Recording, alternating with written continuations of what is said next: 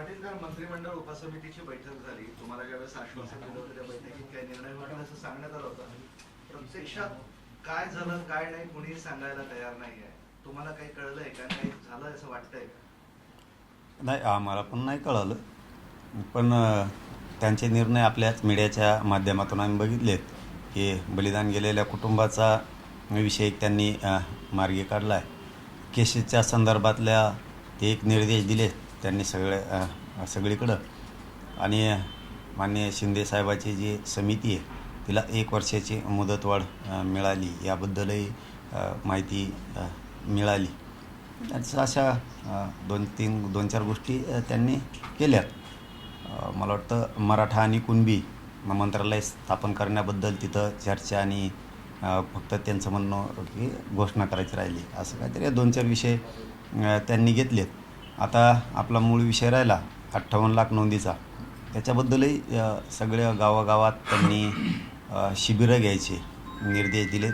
ही पण माहिती आहे की शिबिरं घ्यायचे, गावागावात जायचं आणि 3 महिन्याच्या आत हे गोष्टी करायच्या. 3 महिन्याच्या आत म्हणजे समजा त्याचा अर्थ असा की आजपासून सुरुवात करायची तर 3 महिन्याच्या आत. आणि दर 8 दिवसाला 15 दिवसाला कलेक्टरांनी तो आढावा घ्यायचा आहे आणि कलेक्टरांकडून उपसमिती म्हणजे विखे पाटील साहेब आढावा घेणार. या 5-6 गोष्टीबद्दल माहिती मिळाली. आता मूळ आपला विषय राहिला हैदराबाद गॅझेटियरचा. तर त्या संदर्भातले जे निर्देश आणि ते द्यायचे आहेत, तर त्या संदर्भात थोडंसं रात्री आमचेच इथं अभ्यासकांनाच ते डबल SOP वाचायसाठी वेळ गेला. असे म्हणजे जे खरं आहे ते सांगायला फक्त की असं त्या दिवशी आपण ड्राफ्ट वाचला होता सगळा, SOP पण वाचली होती आंदोलनाच्या ठिकाणी. त्यात काही दुरुस्त्या दिल्या होत्या. मग त्या दुरुस्त्या केल्यात की नाही केल्या हे बघण्यासाठी आणि तुम्हाला सूचना आणि निर्देश काढायच्या अगोदर एकदा आम्हाला दाखवा असं ठरलं होतं. त्याप्रमाणे त्यांनी ते वापस टाकलं रात्री, पण इथंच 10 वाजले ते वापस पाठवायला. एखाद्या दिवस आज ते निर्णय होतील. फक्त याचा अधिकृत कागद निर्देशाचा आमच्याकडं फक्त नाही आहे. या 5-7 गोष्टी कळाल्या. पण एक तुमची महत्त्वाची मागणी होती की काही अधिकारी जाणीवपूर्वक प्रमाणपत्र देत नाही, त्यांच्यावर कारवाईची तुम्ही मागणी केली होती. त्या संदर्भात नाही चर्चा झाली का नाही? नाही झाली असं कळतं. नाही, आता अधिकृत कळलं आम्हाला. आज गोष्टी कळतील. आता बऱ्याच काय काल झालं आहे ते कळत. फक्त त्यांनी जे जे निर्देश सूचना काढल्यात त्याचा अधिकृत कागद आपल्याकडं नाही आहे, दिला नाही. परंतु माहिती 5-7 विषय त्यांनी हातात पक्के घेतलेत. ही पक्की माहिती आहे. कारण हैदराबाद गॅझेटियरचे SOPच्या संदर्भातलं म्हणजे जे प्रमाणपत्र निघायला पाहिजेत त्याचे निर्देश देण्यासाठी जे अधिकृत सूचनेचा कागद आहे तो नाही आहे आमच्याकडं आणखी. आणि 58 लाख नोंदी निघाल्यात त्याच्याबद्दलचे निर्देश सूचना दिल्यात राज्यस्तरावर. याचं एक आमच्याकडं कागद नाही. म्हणजे जे आहे ते सांगितलं आज येईल असं वाटतं कागद. तुम्ही सकारात्मक आहात पण बऱ्यापैकी. हा 5-7 मागण्यावरती त्यांनी चर्चा केली आणि ती खूप उच्चस्तरीय बैठक होती. पहिल्यांदाच इतके कॅबिनेट मंत्री मराठा उपसमितीच्या बैठकीला हजर होते. सचिवापासून अप्पर सचिव सगळेच हे पहिल्यांदाच हजर होते. हे आम्हीसुद्धा बघितलं आहे. आणि त्याच्यातून असं वाटतं की सरकारनं पक्का आता मनावरती घेतलं आहे. फडणवीस साहेबांनी मनावरती घेतलं आहे आणि तिथं सगळेच मंत्री होते. शिंदेसाहेबाचे पण होते, अजितदादांचे पण होते. आणि आता पक्कंच मनावरती घेतलं आहे विखे पाटलांनी पण असं दिसतंय. मग आता पुढं असंच कंटिन्यू ठेवतात का पुन्हा अर्ध्यात गेल्यावर काही ब्रेक लागतोय हे माहीत नाही. पण सध्या तरी असं दिसतंय की सरकारनं पक्क मनावरती घेतलं आहे की 58 लाख नोंदी ज्या मिळाल्यात मराठा समाजाच्या त्याचे सगळे कुणबी प्रमाणपत्र द्यायचे आहेत, त्याच्या व्हॅलिडिटी पण द्यायच्यात.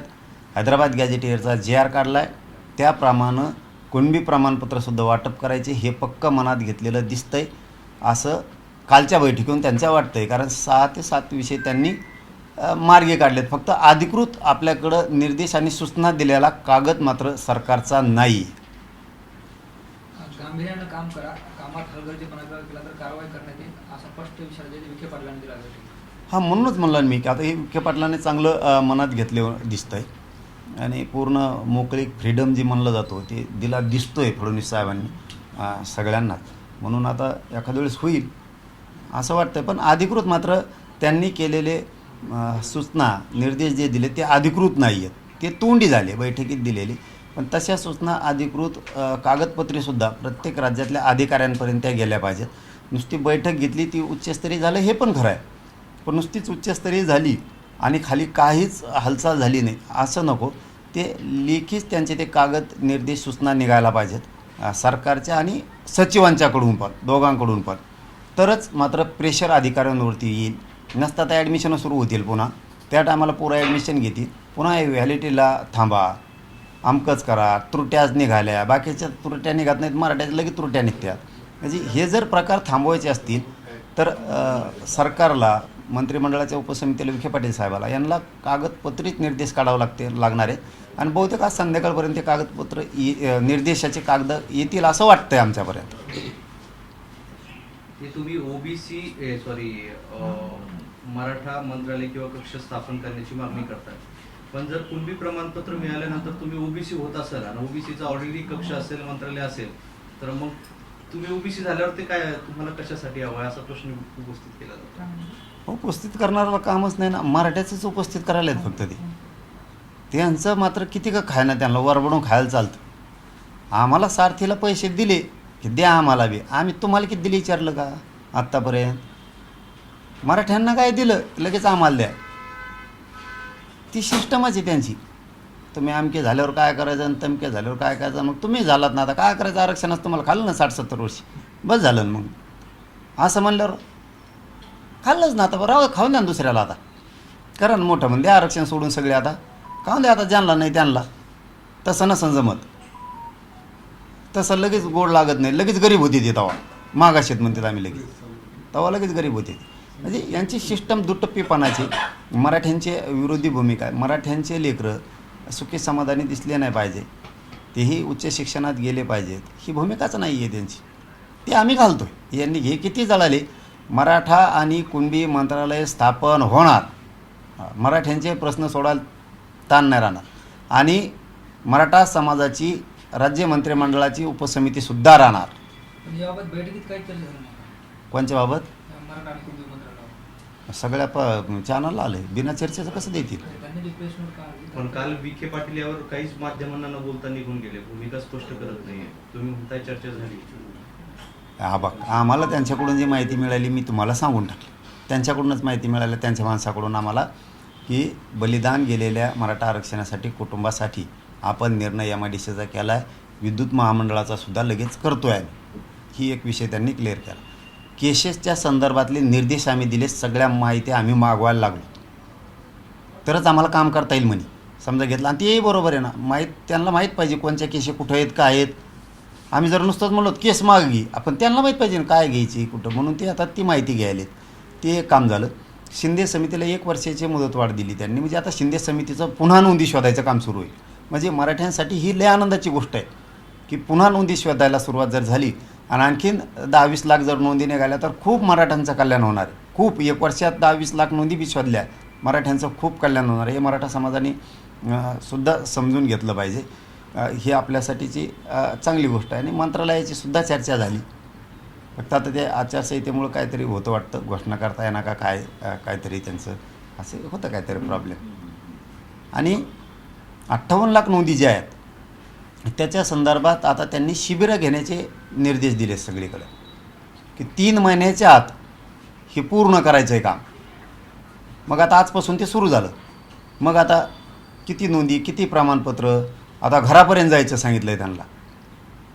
मग आता ते घरोघरी जाऊन अभियान होईल, त्याच्यात सगळे त्यांच्या कुटुंबाशी अधिकारी चर्चा करतील आणि त्या स्तरावरती कुणबी प्रमाणपत्र 58 लाखाच्या बद्दल निघतील. 6वा विषय राहिला हैदराबाद गॅझेटियरचा, तर त्या संदर्भात आता निर्देश आज निघतील वाटतं, किंवा रात्री निघाले असतील उशिरा. ते जरा आमच्याकडंच इकडं थोडं काही दुरुस्ती आहेत का पुन्हा, यासाठी अभ्यासकच 10 वाजेपर्यंत इथं सुरू होतं, त्यामुळं थोडा त्याला वेळ होऊ शकतो किंवा आज होऊन जाईल. पाटील साहेब, सुप्रीम कोर्टाने एक निर्णय दिला की आधी अनुकंपावर फक्त पुरुषाला वारस धरला जायचं, पण कोर्ट असं म्हटलं आहे की लिंगभेद चालणार नाही. आता मुलींनाही तो सन्मान दिला पाहिजे, मुलीला लग्न झाल्यानंतर कुटुंबापासून तोडता येत नाही. मग तुमची काल मागणी होती की काही आत्महत्या झालेले, शहीद झालेले शेतकरी आहेत, त्याच्यामध्ये त्यांच्या घरात मुलं नाही, मुली आहेत, तर तुम्हाला याचा फायदा होईल? हो, सगळ्यालाच होईल ना. आमच्या असं माननीय न्यायालयाने जो निर्देश दिले ते सगळ्यासाठीच फायदा होईल. मराठा आरक्षणासाठी बलिदान गेलेले कुटुंब येतात, त्यांच्यात बी काही ठिकाणी फक्त मुलीच्या मुलं नाही, तर तो फायदा त्यांना होईल. शेतकऱ्यांच्या बद्दलचा तसाच विषय असेल तर ते चांगला निर्णय चांगला झाला तो की सगळ्यांसाठी तो फायदा होईल. चांगला निर्णय आहे तो. 2 लाखाचं कर्ज सरकारने माफ केलंय, तर त्याची घोषणा निवडणुकीनंतर करू, पण माहिती तर आज देऊन टाकली मुख्यमंत्र्यांना. आचारसंहितेमुळे नंतर करू म्हटलं. पण माहिती तर देऊन टाकली. आपण कर्जमुक्तीच करा ना, काय याला 2-2 हजार आणि 2-2 लाख करता का कामान धामाचं. एकदाच मोकळे करा शेतकरी आणि मालाला भाव द्या. काहीच गरज नाही पुन्हा शेतकऱ्याला कशाची. सरळ सरळ स्पष्ट काम करा. एकदाच काढा किती कर्ज आहे ते पुरी कर्जमुक्ती करा आणि शेतकऱ्याला सांगा तुमच्या मालाला दामदुप्पट भाव केला आहे, आजपासून आता कर्ज नाही देत आम्ही तुम्हाला. तेही घेणार नाही दुप्पट भाव केलं. कापसाला जर 10-15 हजार रुपये भाव केला तर काय मागेल तो. सगळ्या पिकात जर दुप्पट करत गेले काहीच गरज नाही शेतकऱ्याला कशाचीच आत्महत्या करायचीसुद्धा गरज नाही. म्हणजे तुम्ही जसं एकदा लाडक्या बहिणी दिला ना तसं एकदा पूर्ण कर्जमुक्ती करा, पण शेतीमालाला भाव पण द्या. तुम्ही नुसते कर्जमुक्ती करताना कापसाचा भाव येईन 2,500 आहोत, मग हे असं नाही जमायचं. ते उलटं सुलटं खेळ करून ठेवतात. वाढवा सगळ्यात. शेतकरी जगितोय देशाला, जगवा शेतकऱ्याला सुद्धा करायलाच पाहिजे. त्या लाडक्या बहिणीचे बऱ्याच लाडक्या बहिणी बाहेर काढल्या आणि काही 14,000 दाजीने बी काढले होते वाटतं पैसे लाडकी बहीण होऊन. ते दाजीच्या मागा लागले दिसतात. ते म्हणले मी ते 14,000 वसूल करणारे पैसे. आता ती पण लाडकी बहिणीचंच दाजी आहे ना कुणीतरी. अरे जरी दाजीना काढले असले 14,000 तरी ते बायको आहेच ना दाजीला, ती तुमची बहीणच आहे ना मग लाडकी बहीण. मग दाजीचे पैसे हाणायला लागले ना फडणवीस साहेब. काय दाजीने काय वाटलं केलं तुमचं एवढं की 14,000 दाजी सोडून द्यावे एवढी बार. जागेवर गुन्हे दाखल व्हायची प्रक्रिया सुरू आहे. गुन्हे तर दाखल करूच नका, पण दाजी कोण घेऊ बी नका नाही एवढी बार. ती बहिणीला त्रास देणार आहो तुमच्या. मग अशी कशी लाडकी बहीण आहे फडणवीस साहेब तुमची. तुम्हाला वाटतं का बहिणीला त्रास व्हावा.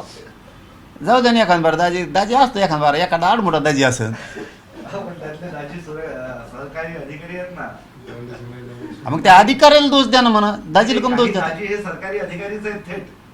म्हणून मग ही सवत दाजी आहे का फडणवीस साहेबाचा पैसे घेतल्याला. हा ते अधिकाऱ्यांचा दोष आहे. अधिकाऱ्यांवरती गुन्हे दाखल करा. ते बिचारे शेतकरी गरीब दाजी निघणारे. ते आता 14,000 निघालेली गरीबाची मागा लागून फडणवीस साहेबाला काय मिळणार आहे. आता काही तुम्ही अपात्र लाडक्या बहिणी काढल्या, मतदान होस तर पात्र होत्या, मतदान झालं की ते अपात्र झाल्या. बरं ठीक आहे बाबा, काय करीनात का. दाजी तोवर दिसले नाही की 14,000 तुम्हाला पैसे घेतलेले. मतदान झालं आता काय दाजी त्रास देतात. त्याजवळ नसतील बी आता तीन तवाच उडीले असते. उगाच त्रास देऊ नका त्या 14,000 सुद्धा फडणवीस साहेब. बहिणी नाराज होते. बहीण नाराज होते म्हणजे का तुम्हाला त्या 14,000 दाजीच्या बहिणी मतदान नाही करणार पुन्हा. पांगन ती चिंता आहे तुम्हाला फडणवीस. चिंता म्हणजे काय आम्हाला दाजी चिंता आहे बाबा. दाजीचा मागा लागते नोगची उगन. दाजीनं काय केलंय. ठीक आहे चल.